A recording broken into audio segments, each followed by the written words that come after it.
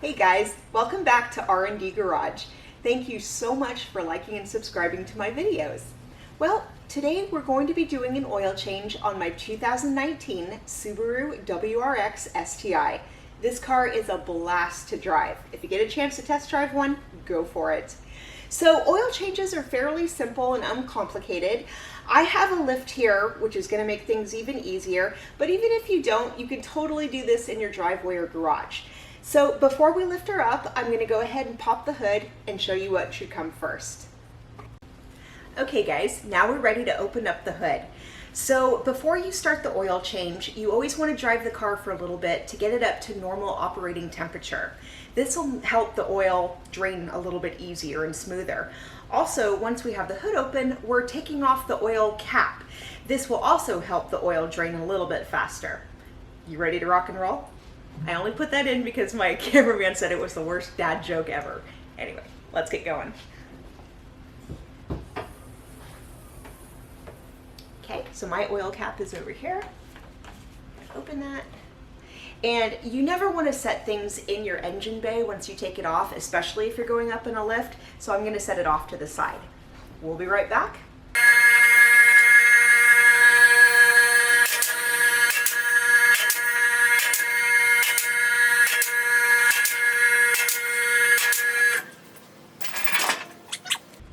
The first thing we need to do is pull off the splash shield. This is going to require a 12mm socket and a flat blade screwdriver. So I'm going to show you there's 3 bolts and 6 clips. And the bolts, one right here, and then there are 2 in front, right there and right there.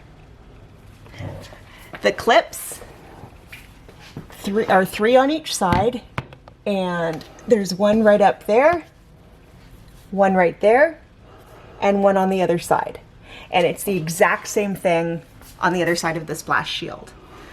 There are 2 clips right here, but I don't believe they have to come off. Once we have everything, all the bolts and clips on the other side off, it should be able to slide back.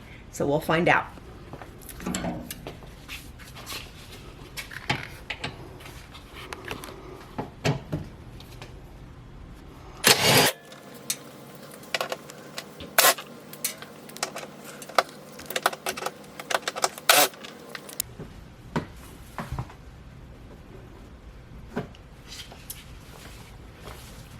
So I wanted to run a quick demo on these clips. They can be a little bit temperamental to get out.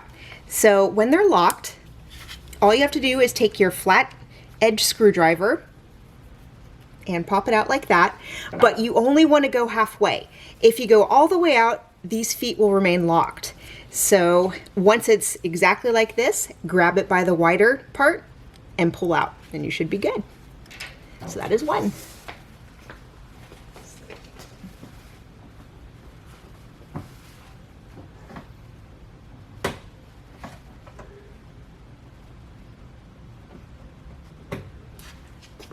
Two.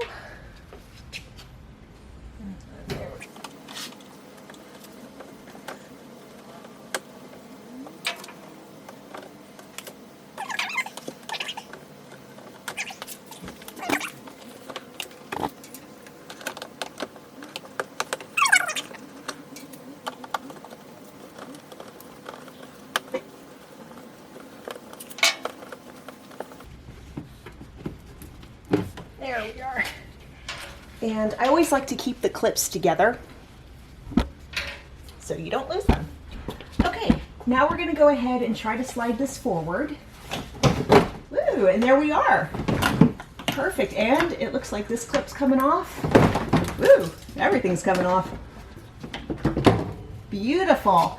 I'm going to set this puppy aside and we'll be ready to move on to the next step. So we're just about ready to pull the drain plug. Before we do this, this is a good idea to kind of take a moment and look around the underside of the car. You want to make sure there's no oil spills, maybe cracks somewhere. It's a good time to maybe pull the leaves out. Yes, I'm a spirited driver. Yeah, and just take a quick look around. Okay, now that we're ready to pull the drain plug, we're gonna need a few little tools here. First, you always wanna wear safety goggles because you don't want oil getting in your eye. That's just not a good idea.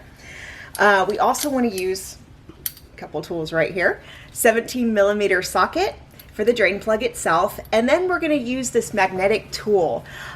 This is great because it'll get you out of the way of the oil, and I'll have a link. I don't know who makes this one, but I'll find it and I'll put a link on my video. And then we're also going to want to put the pan in place. And I will be pulling this up further. You want to aim it off center because when the oil first comes out, it's going to shoot off. It's not just going to go bleh. So I will show you what will happen. Okay, let's get started. Very magnetic. So we're just going to want to do this about a half. Ooh, there we go. And then we're going to take it off because it'll come off fairly easy after that. And now I'm going to disengage this and get that on nice and tight. Okay. And we're going to want to pull this up to get it ready. Let's do a little bit more. Okay. And now we're twisting, and this tool is awesome. Woo, there we go. Okay, we're gonna go ahead and let this drain. You always wanna make sure it's, drained fully, and we will be back. Couple benefits to this magnetic tool. The first one is when you're taking off the drain plug, you don't have your hand covered in hot oil. The second one is it actually keeps the drain plug attached so that you don't drop the drain plug itself into the pan. And also you'll notice it got the washer off. This is great because we don't want to ever stack up washers thinking you got it off and you didn't. Anyway, that's a bad thing. So I'm going to go ahead, wipe this off, and we'll be right back. So the oil has finished draining. You'll notice when it just barely drips every few seconds, that means we're ready to keep moving on. So we're gonna go ahead and lower this and move it out of the way. And now we're gonna go ahead and wipe the area. Get it nice and free of oil. Set my rag aside. So I always like to go ahead and buy a new washer. It's $1 at the most, and I really don't like putting used parts back in my car if I can't help it. So we're gonna go ahead and take it out of the bag, put it on the drain plug, sorry. And first I'm gonna hand thread it. There we go. Till it's a little bit snug. And now I'm gonna go ahead and set it to factory spec. Remember, this is still 17mm.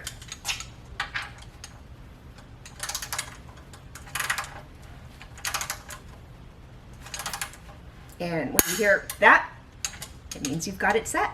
Now we're ready to move on.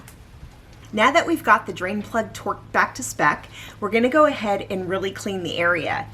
This is super important because we wanna make sure that any oil that's leaking was from the oil change and not something that happened afterwards. So, okay, give it a good polish. And that looks good. Okay, now we're ready to change out the oil filter. Now, this is super important. Before you take off the filter, go ahead and get your new filter with the plastic still on and compare and make sure they're the same thing. Because there's been many a time I've gone down to the dealership, they've sold me the wrong filter. Not cool. Okay, so once you're positive that it's the correct filter to replace, then you can go ahead, take off the plastic, and continue with the job. So when taking off the filter, if the person before you did it correctly, you'll be able to turn it by hand, just like this. So that's great.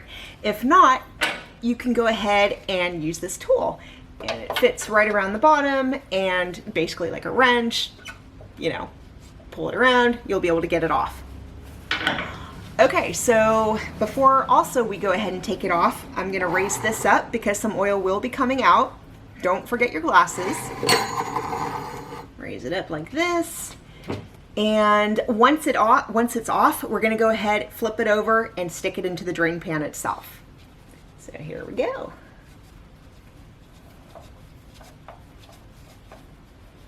there's the oil. Whew, that is still nice and warm. I have to change my gloves. Come on, filter.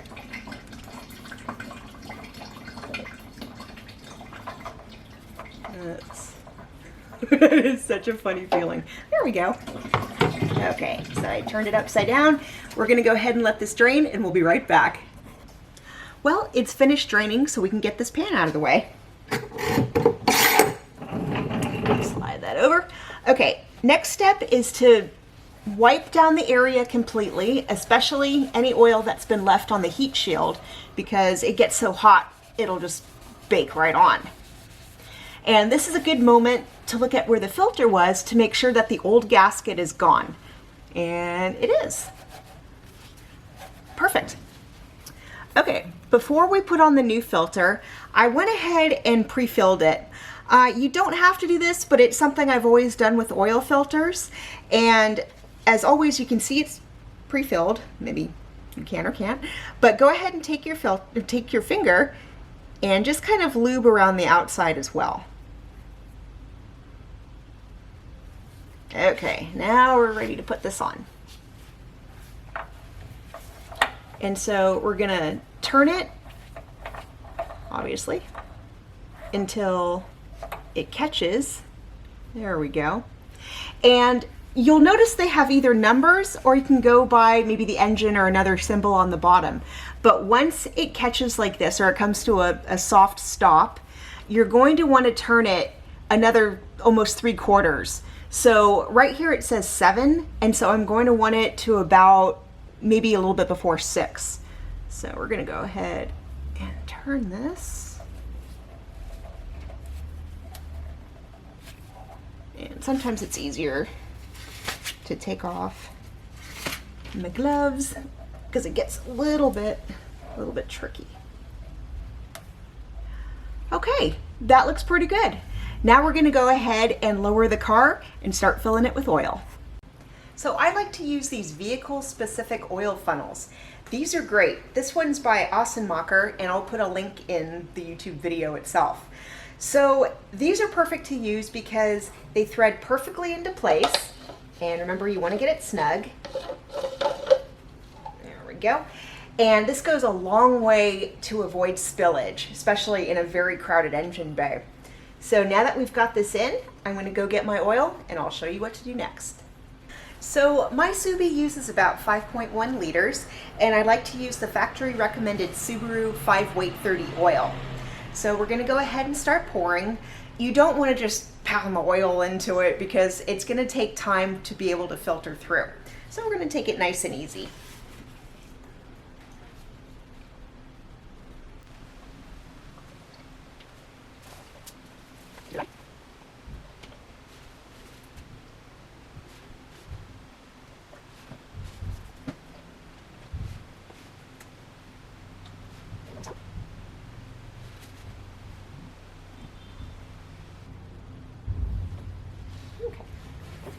Now we'll go on to the next bottle, and I've already marked where we're going to stop.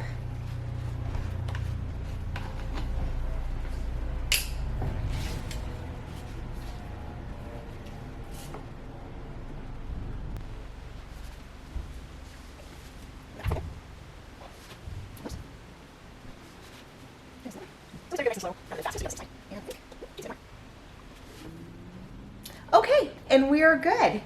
Now I'm going to show you the next step. So we've got a couple more steps to do.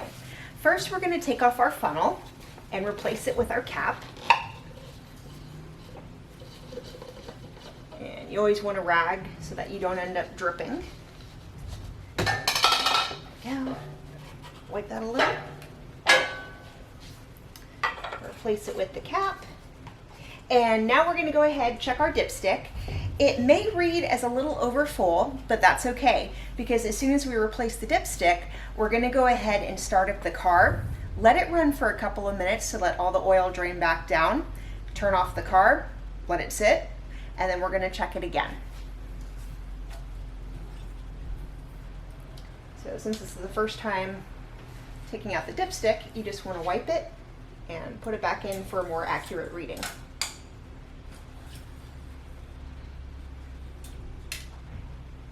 And oh yeah, it's definitely over full right now. Great.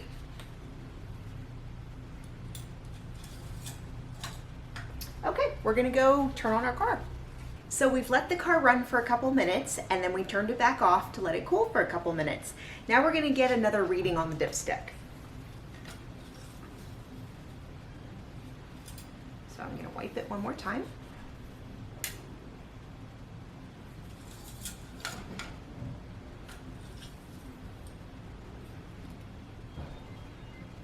And perfect.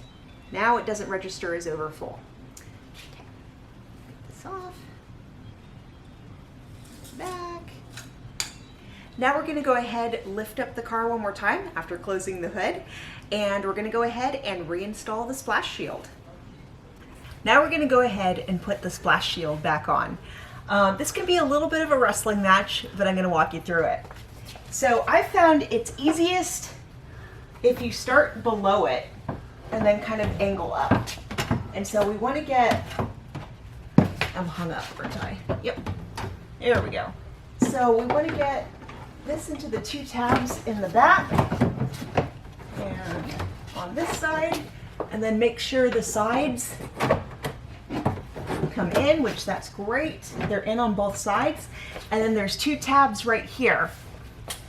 So go ahead and hook that and hook the other guy. And thank you, Subaru, for making this self-hang, because now it's time to put the bolts in. And we're gonna do these finger tight for now. So.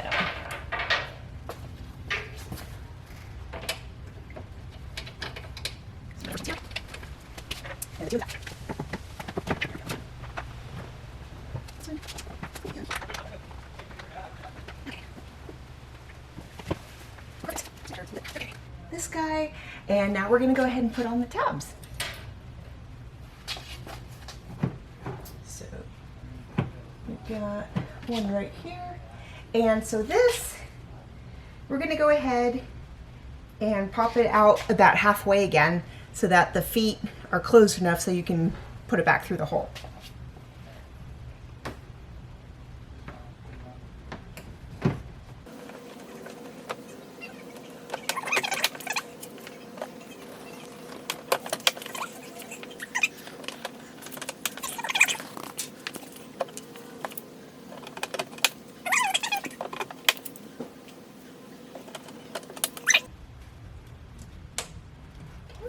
And you don't want to forget about these last clips here, one on each side.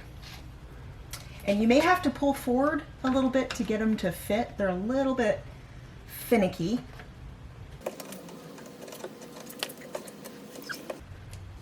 There we go. Oh boy.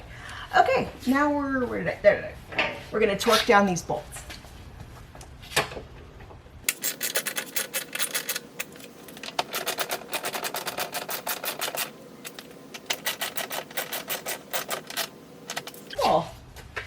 I believe we're just about done. I'm just inspecting now that we've run the car a little bit.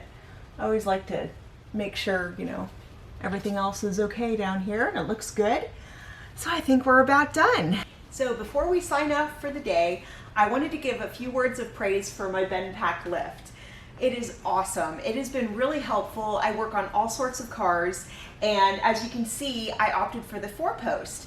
This is a little bit more safe in my opinion than the 2-post when lifting up a car. Also, it's safer for the car to drive onto it. Once the car is up in the air, you can safely store a car underneath it. We also went for the bridge jack, as you can see in the background there, and that makes it super simple for working on suspension. Anyway, bend pack, we love you. The guys were here, it was installed in less than a few hours, and we were ready to go. So, as always, thank you for watching R&D Garage videos. Thank you so much for liking and subscribing. Time to rock and roll. We're out of here.